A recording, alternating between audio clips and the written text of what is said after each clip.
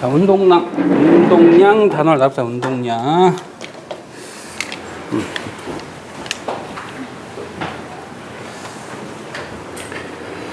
자, 운동량의 정의는 새로운 물리량입니다.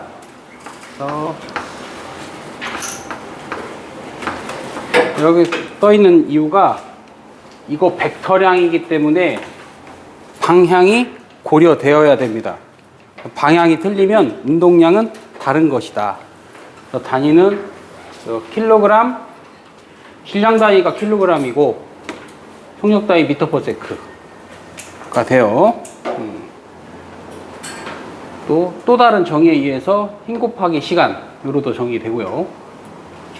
운동량은 저렇게 생겼다. 중요한 건 저 운동량이 정의가 아니고 이겁니다. 요거 힘과 운동량과의 관계. 이렇게. 괜히 복잡한 수식이 하나 있는데 이렇게 생각해 봅시다. 정지한 질량에 힘을 가하면 속력이 생기겠죠. 같은 시간 동안.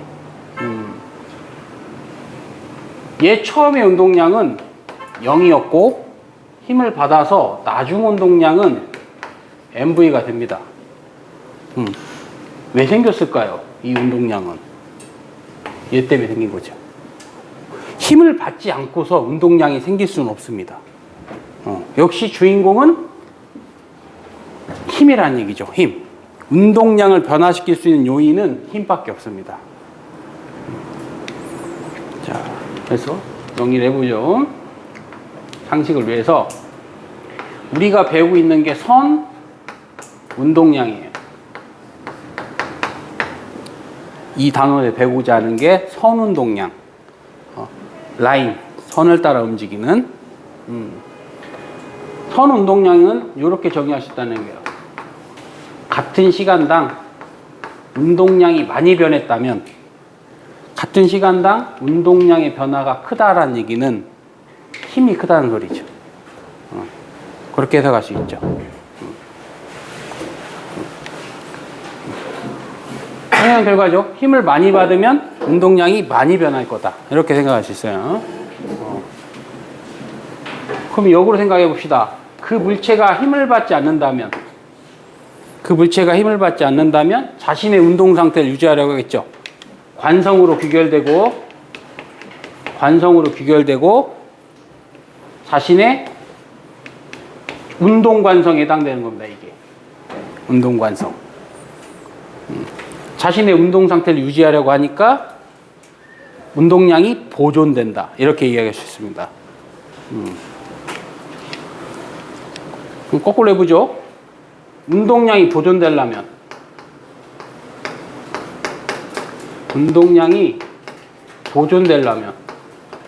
조건이 뭐여야 되겠어요? 힘을 안 받아야겠죠. 그 방향으로서의 힘을 받지 않아야 돼서 그런 거예요. 막 이런 걸로 내면 더 틀려요. 차라리 이런 거 내면 통합각을 한번 생각해 볼까요? 통합각. 통과 이런 거 있죠. 이런 거 건물에 얘를 V라는 속도로 쏘네요. V라는 속도로. 늦게 오신 분이 예.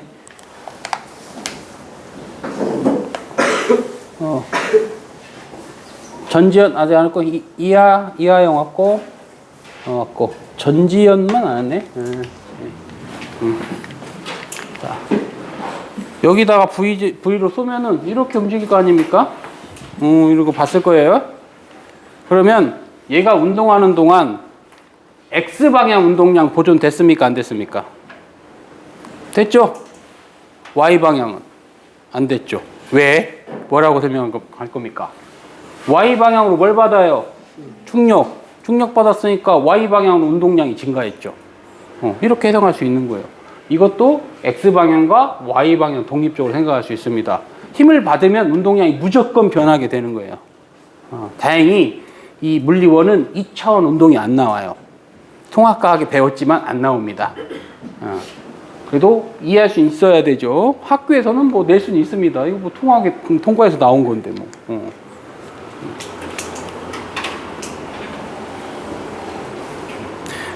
보기를 낼 수 있다는 얘기예요. 보기를 뭐 기억, 니은, 디귿에서 기억 포물선 운동하는 동안 X방의 운동량은 일정하였다.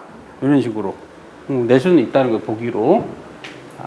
그래서 이 단원에서는 그래프가 딱 2개 나와요. 운동량 시간 그래프 하고 뒤에 또 하나 나오는데 이것부터 해석해 봅시다. 운동량 시간 그래프. 운동량 시간 그래프니까 항상 제일 중요한 게 기울기라고 그랬어요. 기울기가 가장 큰 의미를 갖는다. 기울기를 해석하는 것이 가장 중요한 요소고, 기울기는 시간당 운동량의 변화량이니까 기울기가 의미하는 것은 힘이 되겠죠. 힘. 구간으로 따졌을 때는 1초하고 3초하고 누가 힘이 큰가? 3초일 때 힘이 크겠죠. 1초하고 3초일 때 누가 힘이 큰가? 3초가 크겠죠. 이런 식으로 해석하면 됩니다. 간단하죠? 기울기가 힘이구나. 그러면 이것 또한 앞에 단원과 연관이 있어요. 자, 오른쪽에 보면은 그래프 하나가 있죠. 자, 이걸 한번 해보죠. 기울기 얼마냐 물어본 거죠. 가해준 힘. 기울기가 얼마냐? 8이죠. 8뉴턴. 그럼 가속도가 얼마냐? 이 그래프를 그리는 물체의 질량이 m이라면 이렇게 표현하면 되겠죠. m분의 8뉴턴. 이게 가속도가 되겠죠.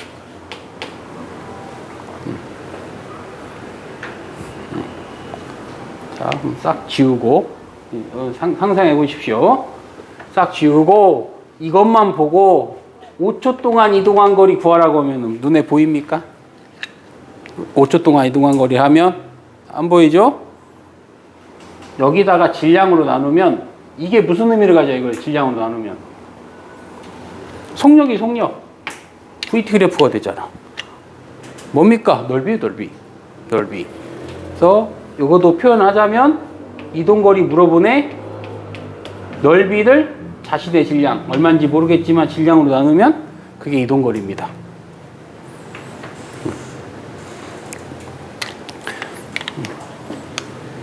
나오는 게 간단해요. 이 논리 자체는. 근데 문제를 좀 복잡하게 내서 그렇지 논리는 간단해. 좀 어렵게 합시다. 이 그래프를 좀 어렵게 하나 해봅시다. 운동량 시간 그래프.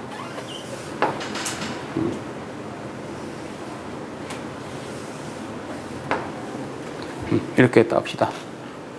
여기 넓이는 뭐 100, 여기는 40 이렇게 합시다. 그냥 넓이를.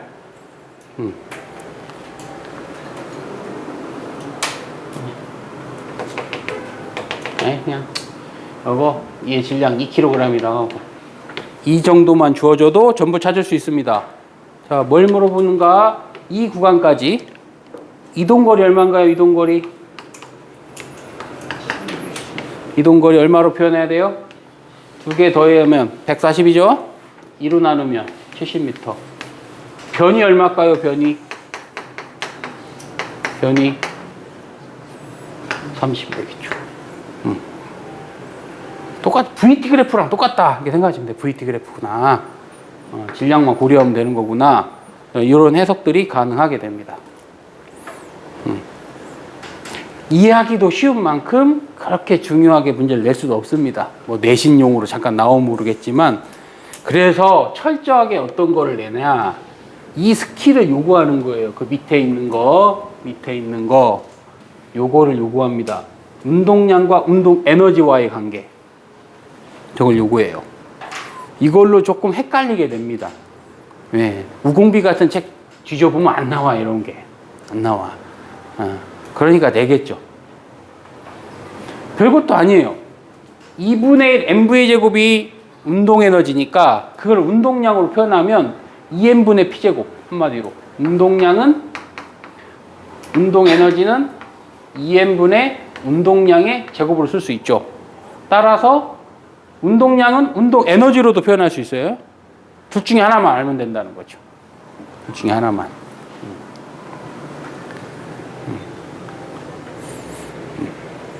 자, 여기서 잠깐 중요한 물리적인 사건을 이해하고 넘어갑시다.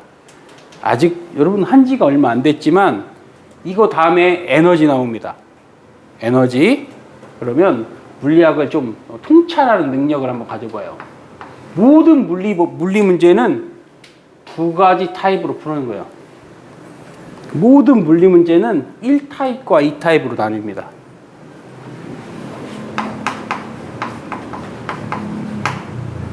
두 타입 다 질량을 가진 물체가 운동했을 때 미래를 예측하는 방법입니다. 지금까지 배운 건 뭐냐? 힘을 가지고 했어요. 힘. 물체가 힘 받으면 가속할 건데 어차피 이거밖에 안 나온다. 지금까지 이걸 한 겁니다. 따라서 1타입을 하는 경우는 무조건 힘을 일정하게 받을 때만 할 수 있어요. 여러분 수준에서는. 왜? 힘이 일정하면 나중 속력은 처음 속력 더하기 AT, 이동거리 S는 V0T 플러스 2분의 1 AT 제곱, 나중 속력의 제곱, 처음 속력의 제곱은 2배의 가속도 곱하기 이동거리. 이러한 것들로 이 물체가 어떻게 행동했는지 이해할 수 있었던 겁니다. 장점은, 1타입의 장점은 시간에 따라서 서술할 수가 있어요. 장점입니다. 단점이 있어요. 1타입의 치명적인 단점. 그럼 힘이 일정하지 않으면 어떡할 겁니까? 할 수 있겠어요? 상상만 해도 안 되죠? 물체가 힘을 받는데 힘이 막 증가했다 감소해. 그런 거는 딱 한 개 나옵니다. 탄성력. 이 교과 다 뒤져봤자 하나밖에 안 나와요. 물론 억지로 만들 수는 있지만 그런 경우에는 1타입이 안 되죠. 그럼 철저하게 어떻게 하냐? 2분의 1의 mv의 제곱, 그 보존력에 의한 포텐셜 에너지가 일정하다. 이걸 갖다 하는 겁니다. 중학교 때도 한번 나오고 통합과학에도 나오죠. 에너지 보존 법칙. 이걸로 하는 겁니다. 여러분들은 이제 물리학을 한 적이 없으니까 이게 뭘 의미하는지 몰라요. 얘는 그냥 예를 들어봅시다. MGH가 하나 있잖아요. MGH. 이거는 결론적으로 V는 루트 2GH가 돼요. 그러니까 위치에 따른 속력을 알 수가 있어요. 에너지로 하면. 얘는 둘 다 됩니다. 얘는 세 번째 식을 바꾸면 루트 EAS, 위치에 따른 속력도 알 수 있고 시간에 따른 속력도 알고 시간에 따른 이동거리도 알고 1타입이 할 수 있는 게 더 많아요. 그런데 치명적인 단점이 있다. 힘이 일정하지 않으면 고등학생은 못합니다. 적분해야 되니까. 얘는 에너지식을 써서 결론은 뭐냐면 특정 위치를 지날 때 그럼 속력이 얼마인데 이거밖에 알 수 있는 게 없어요. 시간에 따라 알 수 있냐? 알 수는 있지만 고등학생은 못합니다. 이렇게 생각하면 돼요. 그럼 정해진 거죠. 모든 문제는 이게 단순 논리입니다. 고민할 것도 없어. 어떤 물체가 힘을 뭐 증가했다 감소하거나 이런 경우엔 무조건 고민도 하지 말고 에너지로 쓰시면 돼요. 그런 연습을 지금 또 계속 하게 됩니다. 그래서 거기까지가 어려워. 에너지까지 하기가. 이것도 써야 되고 이것도 써야 되니까. 그나마 1타입과 2타입의 경계를 명확하게 알려주는 문제는 할만합니다. 그러면은 에너지 단원에서 뭘 요구하냐? 이것만 가지고 안 찾아줘요. 이것만 갖고. 분명히 그런 문제가 나올 거예요. 2타입만 가지고는 문제를 풀 수 없게 만들어 놓습니다. 그럼 뭐에 도움 받냐? 1타입의 도움을 받아야 돼요. 벌써 짜증나죠? 최상위권 문제. 최상위권 문제. 이 둘을 연결시켜 주는 게 있어요. 그게 운동량입니다. 그래서 생각할 수 있는 차원이 세 가지예요. 에너지 차원, 힘의 차원, 운동량의 차원. 그럼 이게 뭐냐? 자, 운동량에 대한 정보를 알면 둘 다 갈 수 있습니다. 내가 원하는 대로 가면 돼요. 운동량의 정보를 알려줬다. 이 단원이 운동량 단원이잖아요. 그러면 이 운동량을 가지고 물체의 미래를 예측하는 문제라면 1타입으로 가고 싶으면 1타입으로 가도 되고 2타입으로 가고 싶으면 2타입으로 가도 됩니다. 그 중에 하나가 나왔죠. 2타입으로 갔다고 치면 운동량 가지고 운동 에너지를 생각할 수 있는 거예요. 2n분의 p 제곱. 이렇게 되겠죠. 그럼 1타입으로 갈 수 있나요? 있죠. 운동량의 정의가 어떻게 돼요? 운동량. 가속도는 n분의 f. n분의 f. 자, 한 번 있으면 그러니까. 자, f는 델타 t분의 델타 v 곱하기 m. 얘하고 얘가 운동량 아닙니까? 운동량을 알면 결과적으로 힘을 알게 되는 거죠. 그래서 1타입으로도 갈 수 있습니다.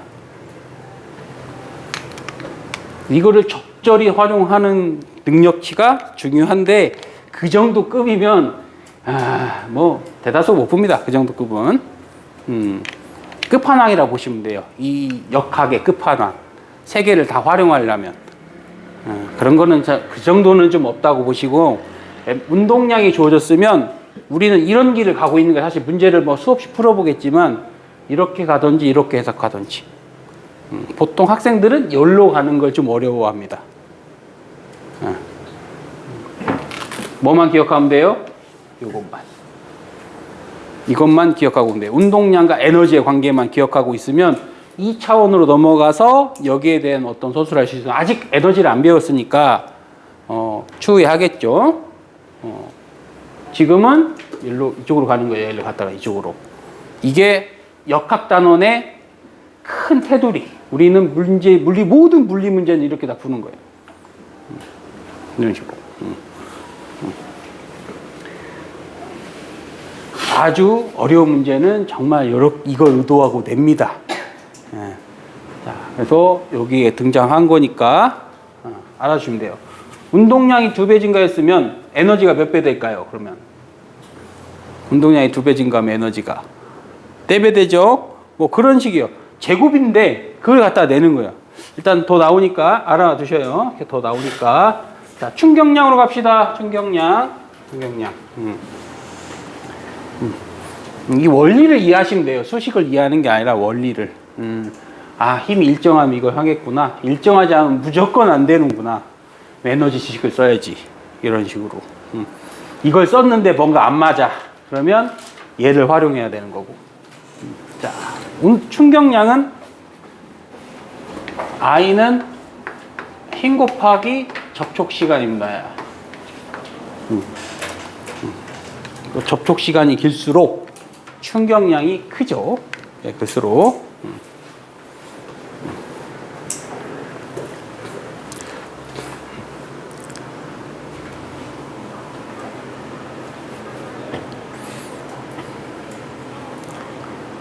단위가 뉴턴 세크 이거요.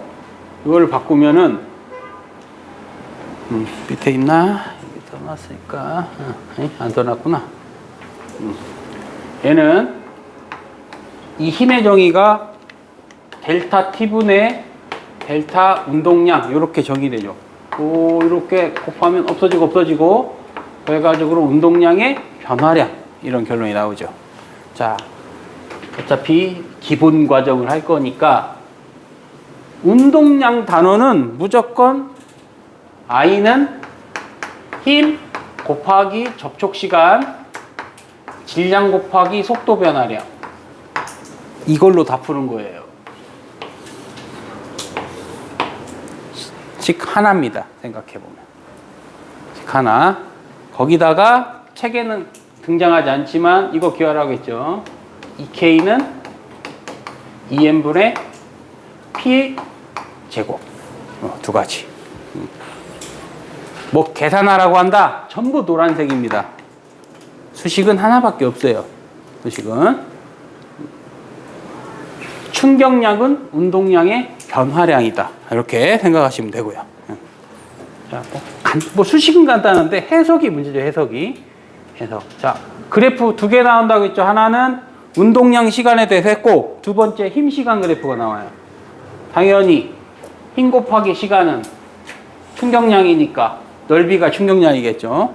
이게 실질적인 충격 그래프예요. 실질적인 충격 그래프. 실판을 힘을 일정해 줬습니까? 자, 슬로우 모션으로 하면은 주먹이 칠판을 때리면 점점 주먹에 힘이 들어갔다가 다시 반사해서 나와요. 잘 생각해보면 이렇게 될 수밖에 없습니다. 이게 현실인데 이러면 문제를 낼 수가 없죠. 이거 넓이 어떻게 구할 겁니까? 적분해야 하잖아요. 그래서 비현실적인 이런 게 나오는 거예요. 예, 우리나라의 문제점이죠. 예. 굳이 이걸 왜 만드는지 모르겠지만 이게 이런 게 어딨어, 이런 게 갑자기. 이게 현실이죠. 아무튼 넓이가 뭐냐? 충격량입니다. 힘 곱하기 시간이니까. 넓이가 충격량인데 넓이를 못 구하니까 저런 거 나올 리가 없는 거예요. 계산해서. 죄다 이런 거 나온다. 이런 식으로.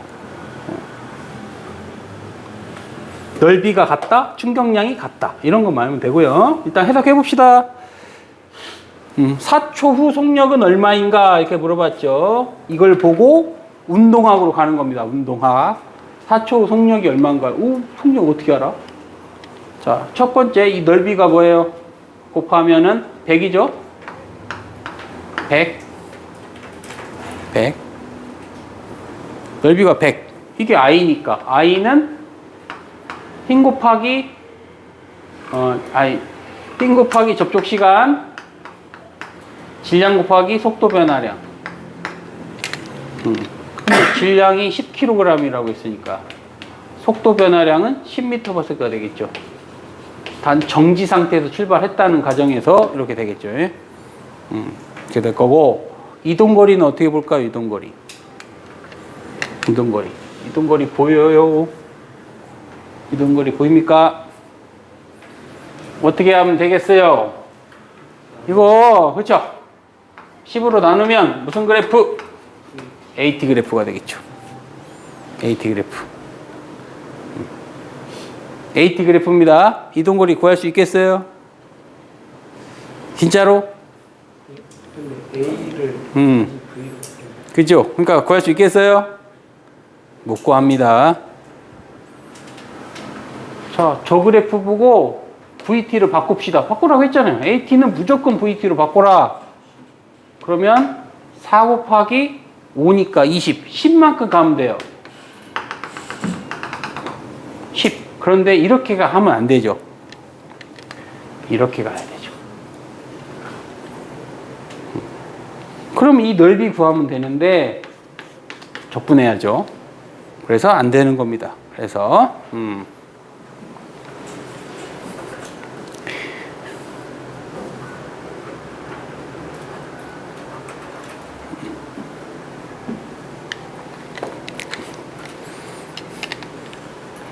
이게 얼마나 큰일입니까? 이거 적분할 줄 알아야 되는데. 지금 중3부터는 적분을 안 배워요.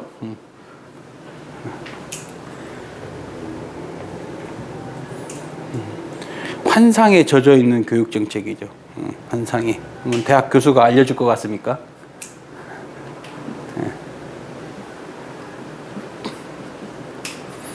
선생님 시절에 이것도, 그러니까 선생님은 물리를 선택하지 못했어요.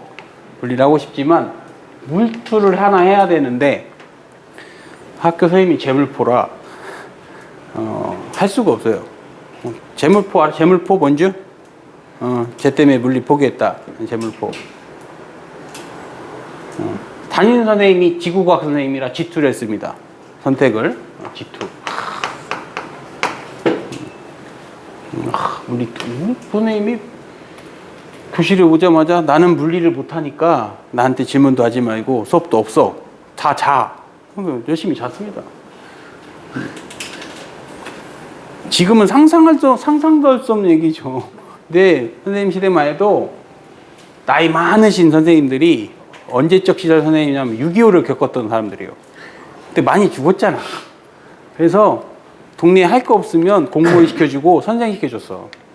할 거 없으면. 근데 그때는 풍토가 공무원 하라고 하는 게 자존심 상하는 얘기였어요. 그 당시는. 너 할 거 없으면 공무원이나 좀 해. 미쳤어? 막 이런 시절에.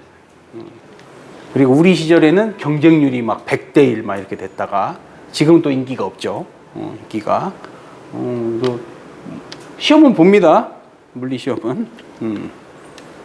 프린트를 나눠줘요. 학교 선생님이. 한 2주 전에. 뭐 나눠줘 봤자 배운 게 하나도 없는데 뭘 풀 수가 있겠어요. 또 이제 또 이렇게 공민정 학생처럼 나름 혼자 열심히 하는 놈들이 있어요. 선생님이 좀 포스코 같은 고등학교를 나와서 나름 또 하는 놈들이 있어요. 그러면은 이제 시험 시간 여기다가 이제 써놓습니다. 우유값 안 낸 사람, 그래서 55번, 45번, 51번, 23번 이런 문구가 항상 써 있어요. 여기에 뭐 안 내 육성 뭐지 뭐 자율학습비 안 낸 놈 뭐 이렇게 써 있고 이게 정답입니다. 이대로 마킹하면 돼요. 뭔지 알겠죠? 1번에 5번, 2번에 5번, 3번에 4번. 비상하죠. 저게 정답입니다. 저대로 마킹하면 무조건 90점이 넘어요. 저대로. 그러면 딱 2명이 쳐맞습니다. 물리로 인해서. 첫 번째 쳐맞는 애들. 시험 볼 때 뭐부터 나눠줍니까? OMR부터 나눠주죠? OMR 다 나눠주고 시험지 나눠주는데 마킹이 돼 있어. 이 새끼는 시험지도 안 보고 푼다고? 적당히 해야지, 너. 우리 때만 해도 빨간색으로 먼저 체킹을 하고 검정색으로 안 쓰면 또 때려요. 또 막 혼나. 아, 철칙이 철칙. 빨간색으로 해놓고 종료 5분 전에 검정색 마킹할 것. OMR 카드 바꿔달라고 하면 선생님이 혼내. 그냥 지켜야 돼. 근데 시험지도 안 나눠줬는데 저 마킹하고 있어. 진짜 선생님이 뭔지를 모르고 정말 화가 난 거야, 정말. 선생님 입장으로서는 이거 시험 모독하는.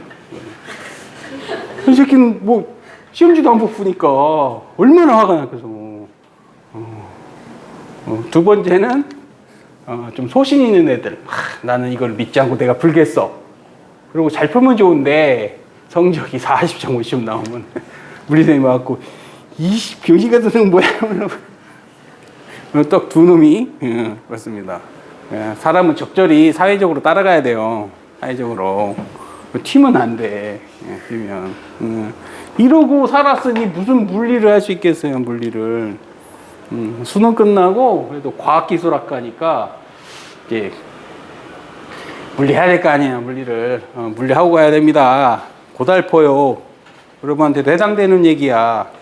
고달퍼.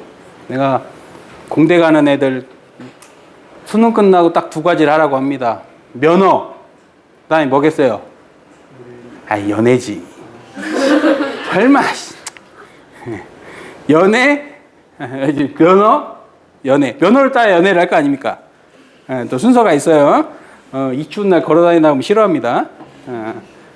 영하 10도인데 센트럴파크를 손잡고 걸어다닌다.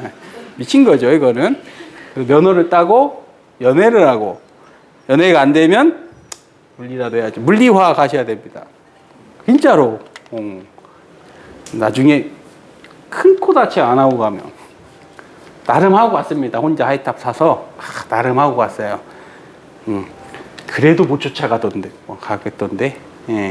너무 안 되어 있으니까 물리학을 엄청나게 빨리 나가고 또 교수 수업도 안 해요.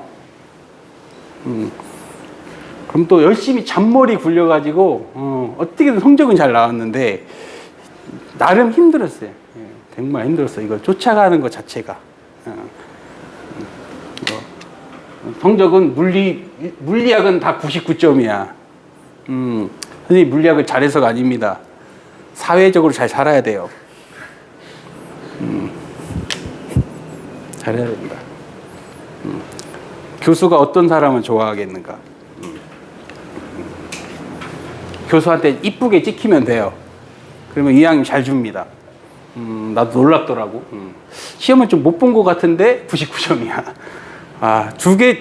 이유는 2개입니다. 거의 다 백지거나, 아니면 이거 그러니까 조교가 채점하고 교수가 나름 점수를 먹이는데 나 같은 사람 위해서 점수를 더 주는 거죠. 이쁜 사람에게 유리하게 채점을 줍니다. 이거는 내가 선생님을 해보면서 느낀 거예요. 조금 요 학생 열심히 했는데 얘에 맞춰서 채점 기준을 맞춰주고 그래서 잘 나옵니다.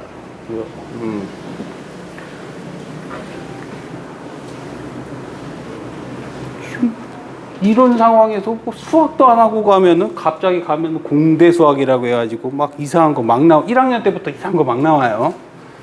근데 미적분도 안 하고 한 애들이 그거 뭐 어떻게 하고 있겠습니까? 여기 전에 저기 있던 애들은 과학고생들이니까 걔네들은 대학교 1, 2학년 때 놀아도 돼요. 얘네가 말하기로는 다 배운 거라 그냥 놀아도 돼요. 시험 보면 쉽던데요, 그러면. 그게 여러분의 경쟁 상대입니다. 왜 하라고 하는지 알겠죠? 상위대학 가면 저런 특목고생들이 40% 있어요. 30에 40%. 진짜인지 아닌지 한번 통계를 보십시오. 자사고하고 영재고 과학고 출신 애들이 40%입니다. 1학년 성적 중요한, 대학교도 1학년 성적 중요한데 왜 중요합니까? 장학금 타야 될 거 아니에요. 여기 1학년 성적 안 좋으면 장학금 탈락시킵니다. 근데 상대가 안 되는 거죠. 이게 뭐 수학이나 그러고 있는데 물리원부터 이거 적분은 어려운 거니까 하지 말자. 취지는 좋아요. 그래서 우리는 이런 거 할 일이 없습니다. 낸 이유는 못 구한다는 거예요. 거리 못 구합니다. 다른 방법이 있냐? 없어요. 구할 수가 없는 겁니다. 그래서 결론이 뭐냐? 이렇게밖에 못 나오는 거예요. 이유를 알겠죠? 저렇게 그릴 수밖에 없는 게 우리가 가진 걸로 할 수 있는 게 저거밖에 없다는 거예요. 이거밖에 없어요.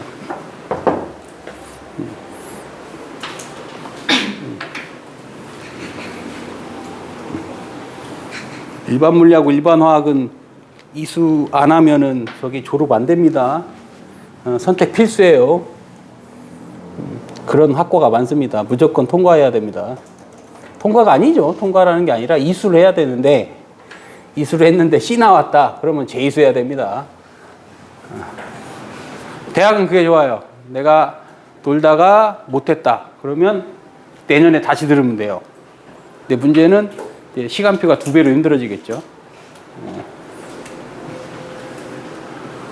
남자들이 그래, 남학생들이 1학년 때 엄청나게 놀다가 이거 망했으니까 군대 나가자. 대다수 그렇습니다. 나중에 한번 보십시오. 남학생들이 어차피 망친 거 더 놀다가 군대 나가지 뭐. 군대 갔다 와서 뭔가 열심히를 해야 되는데 열심히 하긴 해요. 근데 시간표가 너무 빡빡해. 이제 다 때워야 되잖아. 1학년 때 막 CD 막 다 때워야 되는 거. 멋있는 이영환이라는 친구가 그래서 오레프 작전으로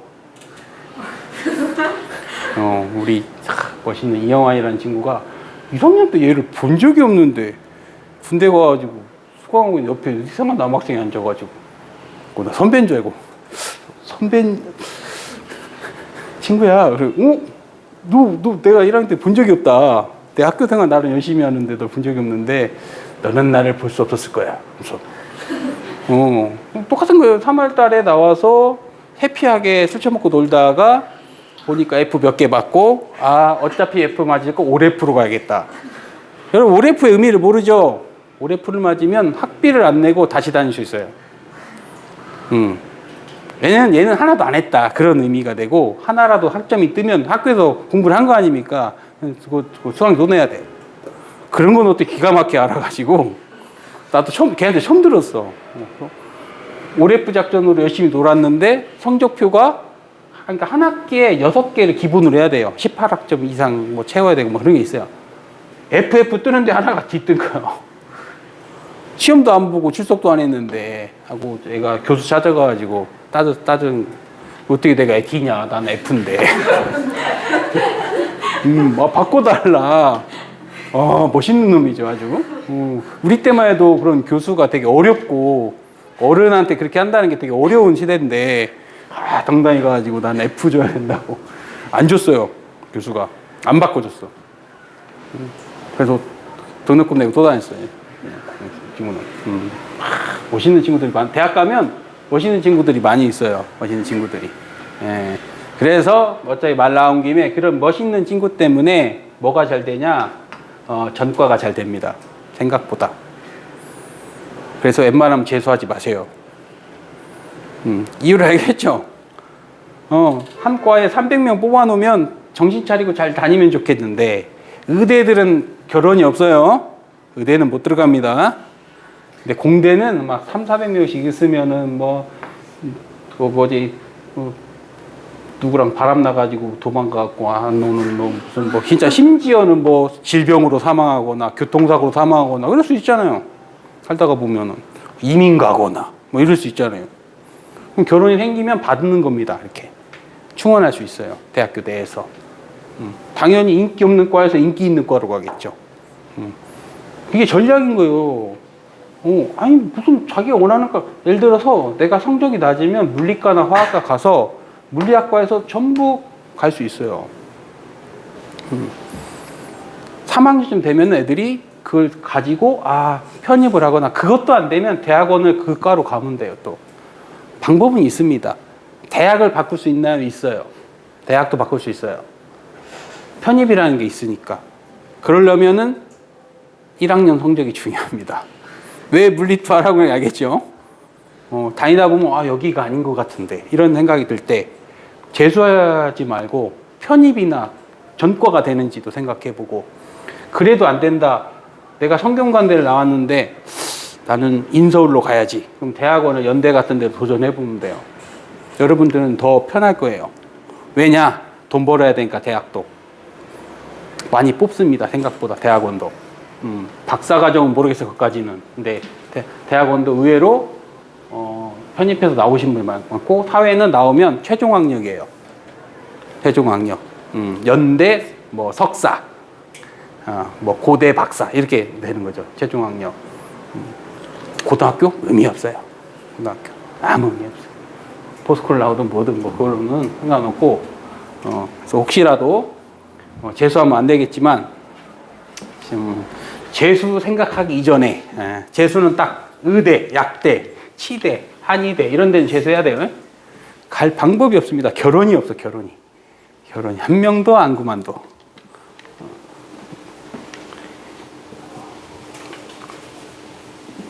최선을 다해서 좋은 대학 가시고, 좋은 대학에서 과를 바꿀 수 있을지 또 고민해 보시고. 자, 그러면 이런 것만 나오니까 이런 거 다 해석해 보죠. 5, 2, 10. 얘는 20. 그래서 I가 총 30이네요. 운동량의 비율이 몇 대 몇이냐?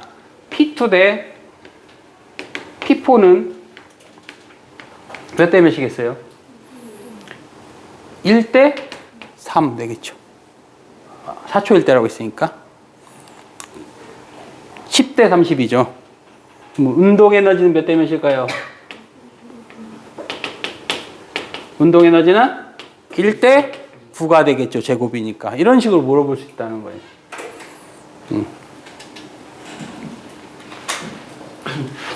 자, 이해되죠? 바꿔볼게요. 0에서 2초 동안 해준 일과 2에서 4초 동안 해준 일, 누가 더 많을까요? 몇 대 몇일까요? 보입니까? 설마 1이 뭔지는 알죠? 1. 1은 힘 곱하기 거리. 이건 알겠죠? 얼마?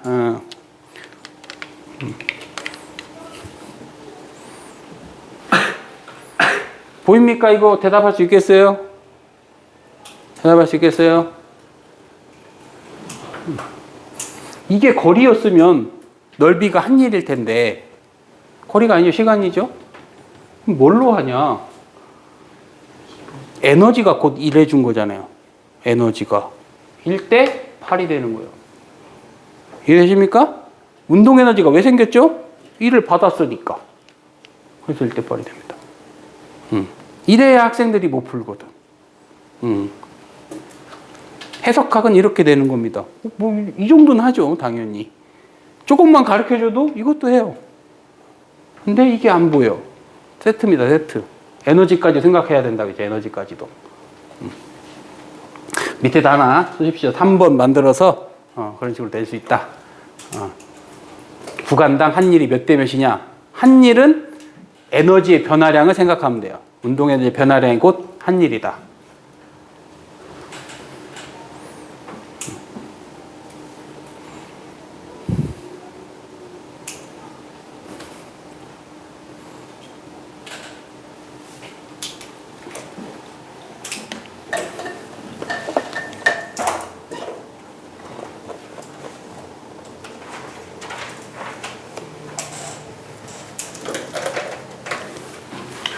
연습 3번. 연습 3번. 힘, 시간. 넓이가 충격량이겠죠. 충격량. 충격량의 크기는 몇 뉴턴인가요? 이렇게 됐어요. 그럼 넓이 구하면 되죠. 그러면은 넓이가 4, 5, 20이니까 100. 100이고, 충격량은 100이고, 그 다음에 4초 속력은 질량만 알면 속도 변화량을 알 수 있겠죠. 그래서 속도 변화량은 100을 자신의 질량으로 나누면 됩니다. 질량이 얼마인지 주어지겠죠, 문제에서. 이동거리가 얼마냐고 물어보면 불가능합니다. 이거 못해요. 이동거리는 알 수가 없어요. 가속도가 변하는 거는 우리가 어차피 바꿔봤자 할 수가 없다. 그래서 저거는 물어보지 않을 겁니다. 그래서 충격량과 충돌의 시간의 관계, 요거를 조금 해보죠.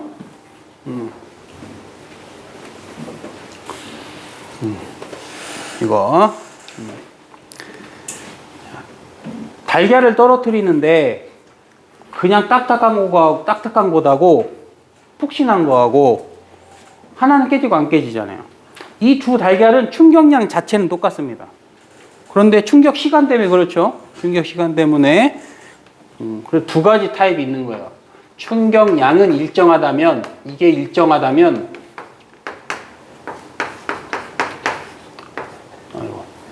접촉 시간을 늘리면 충격력이 작아지겠죠. 얘가 충격력. 얘는 충격량. 용어가 이래요. 충격량은 같은데 충격력이 다른 겁니다. 저 두 경우는. 그래서 우리 일상생활은 접촉 시간을 늘려서 충격력을 줄이려고 하는 거죠. 요즘은 뭐 체벌이 없기 때문에 선생님 시절들은 이제 뭐 보통 손바닥은 무조건 맞죠. 손바닥 맞는 건 일수고. 여러분 진짜 좋은 선생님들한테 배우는 겁니다. 수준도 많이 높아졌고. 그래도 선생님 때도 한 50% 선생님들은 괜찮았어. 승력도 있고. 근데 한 50% 선생님, 정말 진짜 하나도 모르고. 정말 그런 사람들이 있어서. 선생님이 뭘 몰라. 특히 수학 선생님 질문하면 때리고. 그래도 잘 모르는데, 그래도 해주려고 하는 선생님들도 있었어요. 해주려고 하는 선생님들. 그러지 않으면 진짜 질문하면 때립니다. 그럼 때려. 심지어 수학 문제를 수업 시간에 자기가 적어준 공식대로 안 풀면 틀렸다고 합니다. 깜짝 놀랐죠. 수학생님 공민혁 나와서 이거 한번 풀어봐. 전교 1, 2등 안 했는데 막 풀어. 막 때려. 누가 이렇게 풀어 했어? 그래서 그 수학생님 별명이 개침. 와, 그런 양반들이 그런 양반들이 아주. 그러면 손바닥 맞을 때 어떻게 해야 돼? 맞을 때 이거 저렇게. 옛날에는 이제 맞는 시절이었으니까 다 알아들읍니다. 이렇게 손바닥 맞을 때 선생님 때리면 이렇게 내리죠, 이렇게 내리죠. 이게 증가시키는 겁니다, 이게. 그러면 선생님이 어떻게 했냐? 손바닥을 잡고 때리죠, 이렇게. 그래서 이걸 늘려서 본능적으로 충격력을 줄이려고 하는 본능이 있습니다. 또 책상에서 점프하는데 무릎을 굽히지 않으면 다리 분질러집니다. 다리가. 착지할 때 무릎을 굽히죠. 시간을 버는 거예요, 이게. 이거를 부목으로 묶고 한번 떨어뜨려 보세요. 온몸에 전기가 찌릿하게 옵니다. 한번 경험을 해보십시오. 궁금하면 해보시면은 죽어납니다. 뭐 그런 것들도 다 이거에 해당되는 것이고. 그런데 너무 식상하니까 이거 뭐 에어백이라든지 뭐 이런 식상하잖아요. 자동차도 보면 이렇게 돼 있어요. 이렇게 일반적으로는 이런 모양의 자동차죠. 앞쪽은 잘 찌그러지게 만드는 거예요, 원래. 왜 그래야 돼요? 사람을 보호해야죠. 사람을. 어차피 자동차가 충돌할 때는 충격량을 바꿀 수 없어요. 그러면 차가 먼저 다쳐주고 시간을 벌어주고 나는 안 다쳐야 될 거 아닙니까? 또 여기서 에어백을 터지니까 시간을 또 벌어주는 거예요. 그러니까 생각보다 사고 나서 그렇게 죽지 않습니다. 그런데 문제가 있죠. 이렇게 생긴 자동차가 있죠. 이렇게 생긴 거. 이게 앞입니다. 굴러다니잖아요. 많이 타고 다니잖아. 뭐 레이라든지. 뭐지? 뭐 마티즈? 마티즈인가? 모닝. 그런 거 있어요. 그 다음에 요즘 뭐 귀엽다는 캐스퍼? 뭐 이런 게 돌아다닙니다. 죽습니다. 아니, 집사람도 캐스퍼를 자꾸 캐스퍼 그러고 다니. 그거 타면 죽어. 딴 거 사라고. 아니, 키가 170이야. 키도 큰 양반이 무슨 캐스퍼야. 큰 거 사라고, 큰 거. 애기 태우기도 불편하고 하니까 큰 거 사라고. 큰 거 알아보니 자꾸 캐스퍼. BMW 미니 그 조그마한 거 이쁘다고. 죽습니다, 죽어. 이런 사고를 안 겪어봐서, 선생님은 딱 대형 사고를 겪은 게, 고등학교 때, 이러고, 아유, 피곤해 죽겠다, 이러고 자고 있는데 갑자기 펑! 소리가 나더니, 막 유리에 팍 쪄가지고, 사고 났나 보다. 앞에를 봤더니 사고 난 차가 없어. 엄청난 충격 소리와 함께 깼는데 앞에 차가 없는 거예요. 이유인 즉슨 버스가 이렇게 내리막을 내려오는데 술을 먹었나 뭐 누가 아무튼 이렇게 박아버린 거예요. 승용차가 박아서 이게 쐐기 역할을 해서 버스가 들어 올려지면서 차가 밑으로 들어가 버린 거예요. 그러니까 보니까 없지. 뭐 차가 박았어? 보니까 없어. 이거 사고 났으니까 내려서 딴 버스 타세요. 내렸더니 차 밑에 들어가 있는 거예요, 이게. 밑에 위에 여기가 날아갔죠. 이만큼 이게 날아갔죠, 이렇게. 날아갔는데 안 다쳤어, 이 두 분. 두 사람 부부가 탔던 것 같은데 안 다쳤어. 이게 버스는 여기서 이렇게 들어가려고 하고 모닝은 직진하고. 이게 버스가 여기서 정차했다가 좌회전 시동 받고 이렇게 가니까 버스가 빠른 속도로 움직인 것도 아닙니다. 이제 막 출발해서 들어간 거니까. 얘가 버스를 들이받더니 장난감, 그 미니 장난감처럼 쭉 해서 여기 이 도로를 아예 넘어가가지고 반대편 차선 화단까지 넘어가잖아. 와, 나 이 버스 타고 있었거든. 죽는 거구나. 진짜 세게도 안 박아, 세게도. 안 박았는데, 진짜 얘가 후지로 박아가더니, 죽습니다. 여러분들 타지 마십시오, 진짜. 이게 나라가 잘못된 나라다. 어떻게 이런 경차를 장려하냐고요, 경차. 경차 타면 혜택이 많아요. 톨게이트 요금도 반밖에 안 내고, 세금도 안 내고. 장점이 많은데, 그럼 돈 없으면 죽으라는 거야, 뭐야, 이거.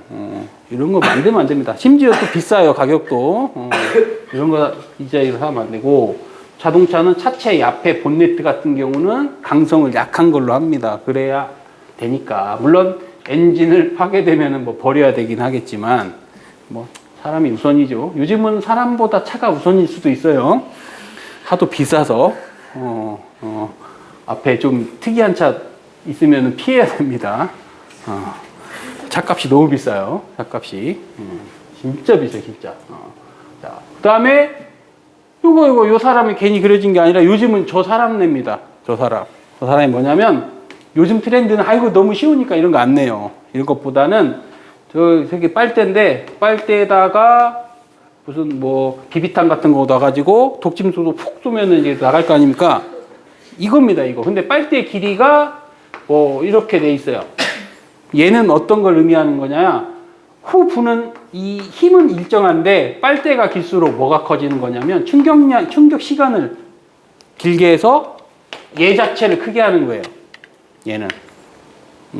이건 좀 다르죠? 보통 포커스는 안전에 관련한 요걸 얘기를 하는데 너무 식상하죠? 이건 너무 식상하니까 안 냅니다. 요렇게 될 수도 있어요. 이렇게. 뭐 요즘은 뭐 여학생들도 게임을 하니까 요즘 애들 자체가 게임을 별로 안 하는 것 같아요. 요즘 학생들 자체가 많이 안 하는 거예요. 여러분들은 게임의 세대가 아닌가. 예전에는 막 여학생들도 막 PC방에 자주 가고 그러던데 요즘 안 가잖아요. 가신 분 있어요? 막 PC방 가서 오버워치 하고 배틀그라운드 하고 있을 수 있는데 그러면은 이제 오버워치 옛날 서든어택 같은 거 보면은 총이 이렇게 생겼죠. 그거에 세 가지 총이 있어요. 크게 나누면 군대 가면 이거 하나씩 줍니다. 군대 가면 남자들은 하나씩 받을 겁니다. 약 40살까지 보존해야 돼요. 잊어버리면 저기 깜방 가야 됩니다. 기자로 군대 끝났다고 총기를 반납하는 게 아니라 군대를 제대하면 그 총기가 어디로 오냐면 내 고향 예비군 초소로 와요. 총이 배달됩니다. 그러면 예비군이 끝나면 자기 동네 동사무소에 보관되어 있어요. 괜찮습니다. 이거는. 그래서 유사시 전쟁이나 이런 거 나면 총기를 찾아서 배치가 되는 거예요. 만 40세까지. 그러니까 군인 수가 엄청나죠. 현역과 예비군 8년 차까지 있으니까. 그래서 우리나라 군인 수를 다 합치면은 뭐 러시아나 중국하고 맞짱 뜹니다. 군인 수는 엄청 많습니다. 다 있어요. 이게 군대 가서 받는 그 소총. 지금은 K2 줄 거니까 K2. 이거 긴 거는 스나이퍼, 여기는 권총 이런 게 있죠. 얘는 원리가 이래요. 총알이 이렇게 있으면 여기 화약이 이렇게 들어있어. 화약이 얘를 탕 때리면 화약이 폭발합니다. 그러고 머리만 나가는 거예요. 이렇게 제가 몸에 박혀서 죽는 거예요. 그래서 그러면 드라마 뭐 이제 호구성이라는 건 알죠. 이런 게 박히면은 일단 상상을 해봅시다. 이거 엄청 뜨거워요. 엄청 뜨거워. 뜨거운 쇳덩어리가 내 몸에 박혔으니까 내 몸이 삼겹살이 익듯이 익어버리면서 불판에다 삼겹살을 올려놓으면 어떻게 됩니까? 달라붙죠? 총알하고 달라붙는 거예요, 이게. 뭐가 다르겠어요? 내 몸이나 돼지나. 뭐가 다르겠습니까? 근데 이 악물고 핀셋으로 되겠습니까, 이게? 제정신으로? 그럼 뭐 영화 보면은 소주 이렇게 붓고, 이게 되겠냐고, 이게. 영화와 현실 너무 다른 거, 이게. 그냥 차라리 죽고 싶을 거, 그죠? 차라리, 너무 고통스러우니까 차라리 죽고 말지, 내가. 근데 그걸 몇 방 맞고, 할 말 다 하고. 이게 총알의 원리예요. 이게 총알의 원리. 그리고 이제 탄피만 나갑니다. 탄피만. 그럼 원리는 얘가 여기를 이동하는 동안 이 총열이 길수록 뭐가 길어지는 거예요? 접촉 시간이 길어지죠. 그러니까 게임하면 알잖아요. 얘는 한 대 맞으면 뒤지고 HP가 많이 깎이죠. 많이 맞아야죠. 뭐 그 정도 상식이 있잖아요. 물론 헤드샷이 있습니다. 한 방 맞으면 다 죽어요. 게임도 이렇게 현실적으로 다 만듭니다. 이게 그리고 또 남학생들한테 유의사항은 이거 탄피를 다 회수해야 돼요. 사격장 가서 총 한번 쏠라고 정말 개고생 시킵니다. 짜증날 정도로. 그때 일주일 내내 듣는 소리. 탄피 훔쳐가지 마라. 탄피 훔쳐가지 마라. 맨날 소리해. 예, 왜 훔쳐가겠어요, 이거? 지 여친 준다고. 싫어합니다, 여친들. 싫어해요. 다이아 박혀야지 뭐 이딴 걸 주고 있어. 구릿덩어리를. 누가 좋아한다고? 이걸 훔쳐갖고 갈아가지고 반지를 만드는 거예요, 이게. 근데 안 들어가요. 요즘 여학생 체형이 안 들어갑니다, 새끼손가락에. 나도 봤더니 다 들어간 줄 알았어. 봤더니 너무 작은데 이게? 안 들어가. 이 정도 들어가면 거의 팅커벨 수준이야. 안 됩니다, 이거.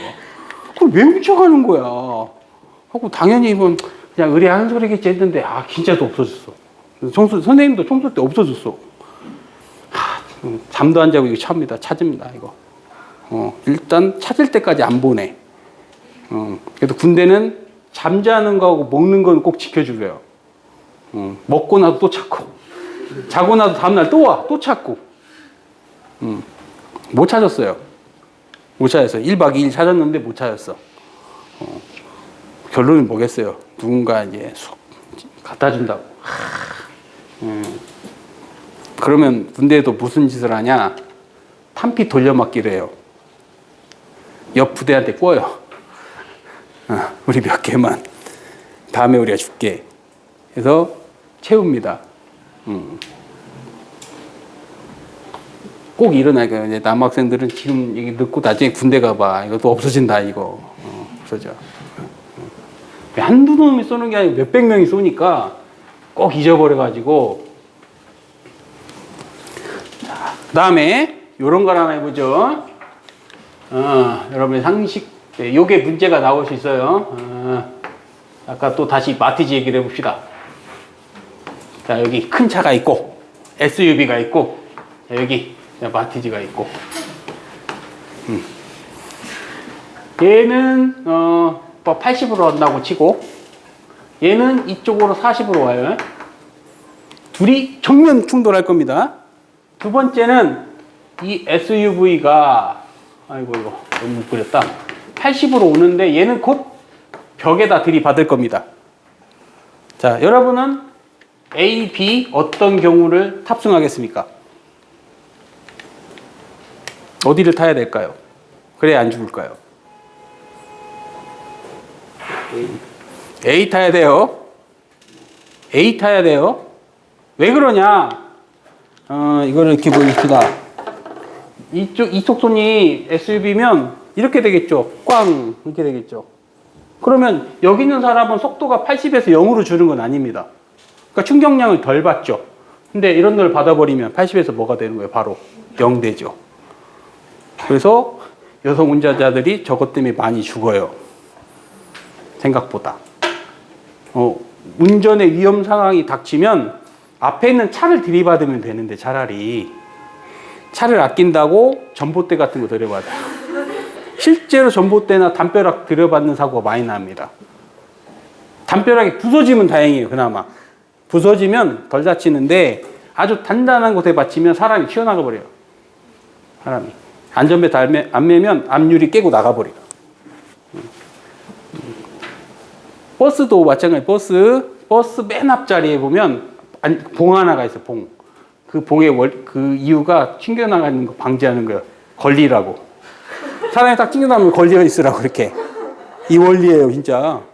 그래서 버스는 그 자리에 앉는 거 아닙니다. 버스에서 버스 어디에 앉아야 됩니까? 이런 교육 안 하나? 버스가 이게 운전사고 이렇게 있잖아요. 여기가 제일 위험한 자리예요. 여기가 제일 안전한 자리가 어디일까요? 운전사 뒤쪽에. 이건 당연한 상식입니다. 이 양반도 사람이기 때문에 위험이 닥치면 자기는 피합니다. 어디다 들이받겠어요? 여기서 들이받겠죠. 여기 앉는 게 아니에요. 여기가. 여기 그럼 만약에 버스 탈 때 봐봐. 여기서까지가 뭐라고 되어 있냐면 노약자석으로 되어 있어요. 보면은. 그리고 뒤 타도 타격이 심해요. 뒤는 뭐 당연히 일진만 타는 거니까 못하죠. 일진 아니면은 이런 원리라서 차 들이받을 때 담벼락 받으면 안 됩니다. 물론 들이받는 차가 저기 뭐 페라리급지 대비해 그냥 담벼락 받으세요. 어차피 살아도 산 게 아닙니다. 아니, 차가 너무 비싸니까. 아, 진짜요. 지금 많이 올라서 5억까지는 배상해줘요. 5억. 그러니까 벤틀리까지는 돼요. 벤틀리 정도는 받으면 에이 그냥 한데 뭐 페라리 뭐 10억짜리. 아, 벤틀리도 30억짜리 있구나. 그건 안 되겠네. 30억 받으면 25억 갚아야 돼요. 평생 동안. 못 갚죠? 25억을 어떻게 갚습니까? 그럼 파산 신청하고, 그럼 계속 부산권 청구할 건데. 그래서 딱 순간적으로 앞에 있는 차의 마크를 보고, H나 K 써있으면 들이받으시고, B 큰 거 막혀 있으면, 고민 좀 해보시고, 이거 아닌 것 같은데, 뭐, 딴 데 받으세요. 이게 상식적인 거예요. 반대로 생각해 봅시다. 여기 타고 있는 사람은 어떻게 되겠습니까? 이렇게 된 거잖아요. 이렇게 가고 있는데 뒤로 가는 거 아닙니까? 운동량의 변화량이 엄청나죠? 그러니까 죽는 거예요. 캐스퍼 죽는 거예요. 그래서 타지 말라는 거예요, 이게. 아니, 차가 좋지도 않는 거 굳이. 여러분 나중에 가봐. 이제 또 막 이런 거 이쁘다고 막 귀엽다 하면서 막 여기다가 뒷꼬리에다가 뭐 이상한 거 붙여놓고 날개 붙여놓더라고. 모닝 뒤에다 이렇게 천사 날개 이렇게 붙여놓고 아니 이제 싸기라면 이게 한 500만 원이다. 그냥 뭐 타 이러겠는데 비싸요. 차도 돈을 많이 벌어서 여러분들도 벤틀리 이런 거 빼고 다니시면 됩니다. 자, 지금 한 얘기를 문제로 바꿔볼게요. 지금 실제 문제. 어차피 충격이구나. 그냥 먼저 보죠. 문제로 바꾸겠습니다.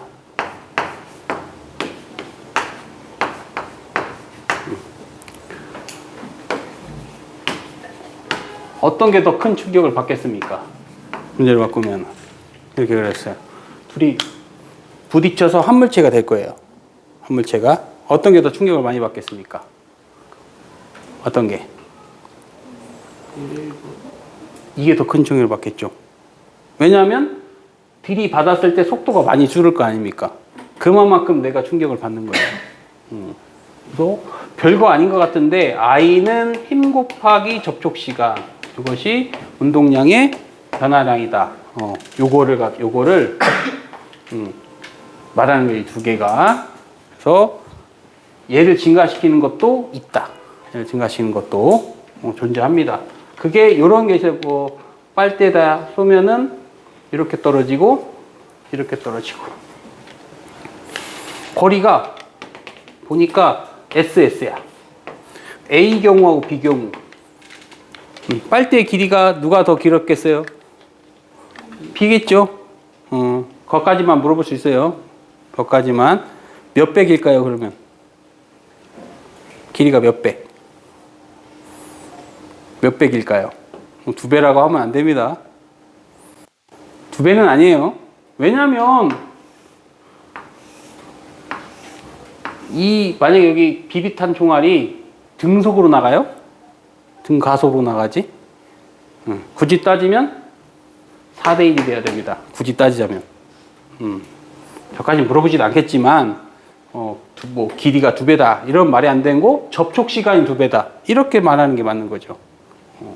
이런 거는 또 나옵니다. 시험에. 자, 네, 충격량 계산하기. 충격량은 운동량의 변화량이니까, 자, 이런 경우는 이제 왜 있냐? 질량에다가 나중에서 처음을 빼면 됩니다. 나중도, 요 V0를 바꾸죠, 그냥. V0로. 나중에서 처음 빼면 되죠. 나중도 V0. 처음도 V0니까 빼면 얼마예요? 0이면 안 되죠.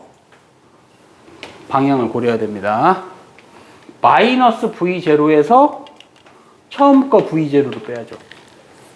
방향이 변하면 반드시 방향을 고려해야 된다. 저것 때문에 그런 것이고 2번은 이런 거 나오면 안 됩니다. 이런 거 나오면 안 되는데 가끔 학교에서 내는 선생님들이 있으니까 학교 무슨 프린터나 학교 선생님이 학교에 수업을 하는데 뭐 자꾸 비스듬한 충돌이 있다. 그럼 알려주셔야 돼요. 벡터로 하라는 얘기입니다. 벡터로. 어려운 거 아니니까 해보죠 뭐. 어려운 거 아니니까. 이거 충격량이 얼마냐? 이게 나중이고 이게 처음이죠. 나중에 처음을 빼면 됩니다. P 나중에서 P 처음을 빼면 돼요. 그럼 얘는 P 나중에서 플러스 마이너스 P 처음을 빼면 되죠. 벡터 연산 처음에 잠깐 알려드렸는데 그러면은 이게 처음이니까 요게 마이너스 P 마이너스 이렇게 되는 게 마이너스 P 처음이겠죠. 따라서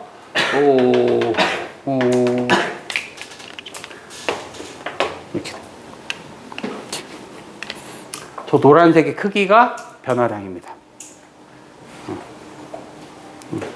운동량도 벡터량이기 때문에 벡터 연산을 해줘야 되는데 잘 등장하지 않아요. 거의 등장하지 않습니다.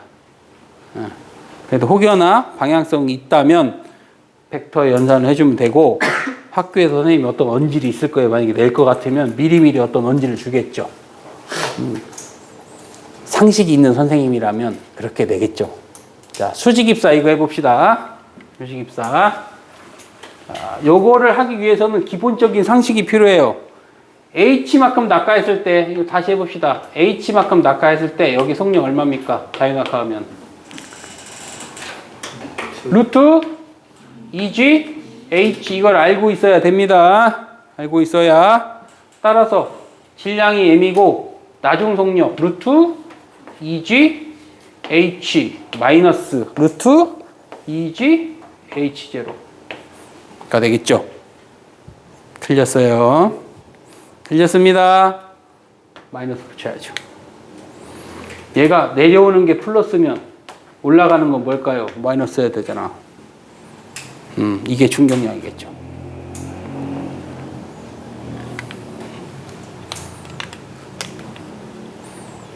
역으로 해석을 한다고 하면 이 높이는 곧 속력을 의미하는 겁니다.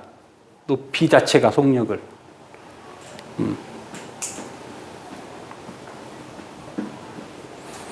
그래서 직접적으로 잘 계산하라고는 하지 않으니까 높을수록 속력이 크구나 정도만 알면 되고요. 굳이 좀 따지자면 이 공식을 가지고 그러면 운동량의 변화량이 몇 대 몇인지 정도도 알 수 있어요.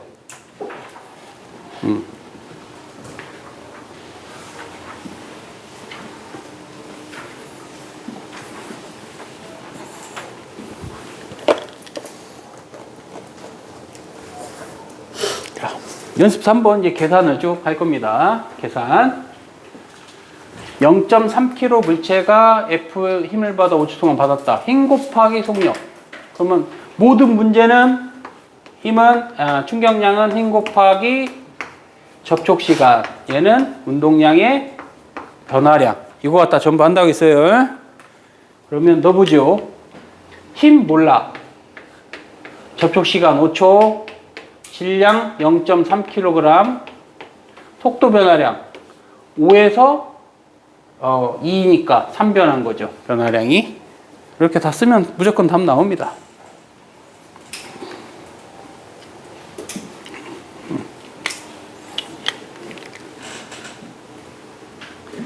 (5번) 야구 배트가 야구공에 가해준 충격량은 어떻게 되나요?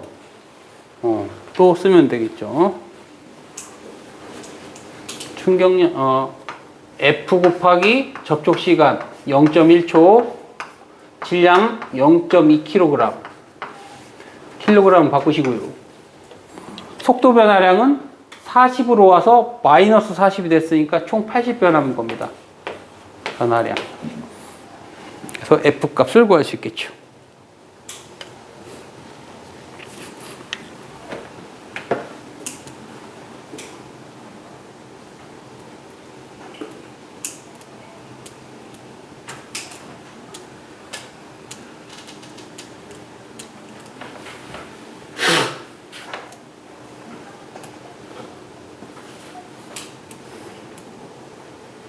그 다음에 연습 6번 하고 쉽시다. 자, 두 가지 방식으로 한번 풀어보죠. 두 가지 방식으로. 1번 방식.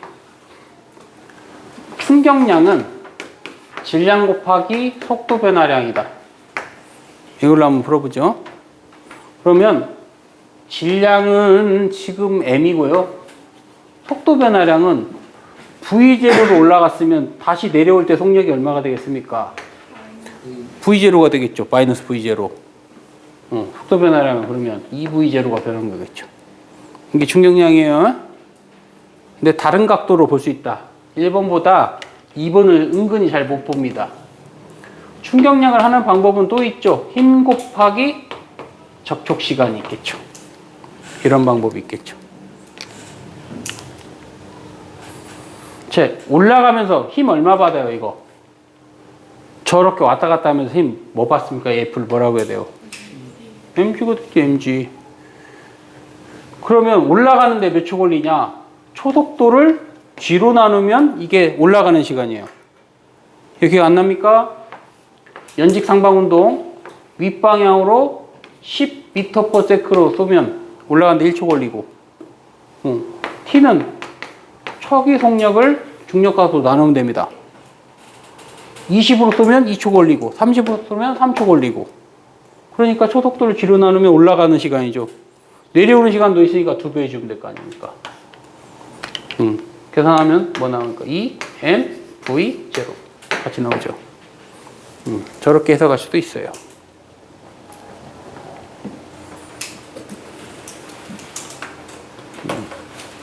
그러니까 이거를 좀 심화로 낸다고 하면 통합과학과 연관해서 물체가 이렇게 떨어져요. 떨어져. 요 20m라고 합시다. 20m. 2kg입니다. 얘가 바닥에 도착했을 때까지 받은 충격량이 얼마냐 물어보면 아무도 잘 못 쓸 것 같은데 답을 찾을 수 있겠어요? 알려드렸잖아, 이제. 2로 하라고 하면 이제 그나마 이렇게 하면 다행이죠. 초기 속력이 있었고, 여기는 안 변하죠. V값 안 변하고 Y값 생기고. 이렇게 하면 다행인데, 이럴 필요가 없어요. 내려오는데 몇 초 걸려요, 이거? 20m니까 2초, 1초에 5m, 2초에 20m. 중력 얼마 받아요? 중력 20. 접촉 시간 2초, 40이죠. 계산할 필요가 없다는 얘기예요. 내도 한 겁니다. 사실상은 내도. 뭐 이거 냈다고 반칙이라고 할 수는 없잖아요. 이거 냈다고. 통과에 나오는데. 그래서 이렇게만 하려고 하지 말고 받은 힘과 시간을 아는가, 그걸 가지고 풀면 쉽게 풀리는 경우가 있어요. 이거는 이렇게 푸는 자체가 어렵습니다. 이거 방향까지 고려해야 되니까 더 이 분홍색 글씨는 더 범접하기 어려운 거죠.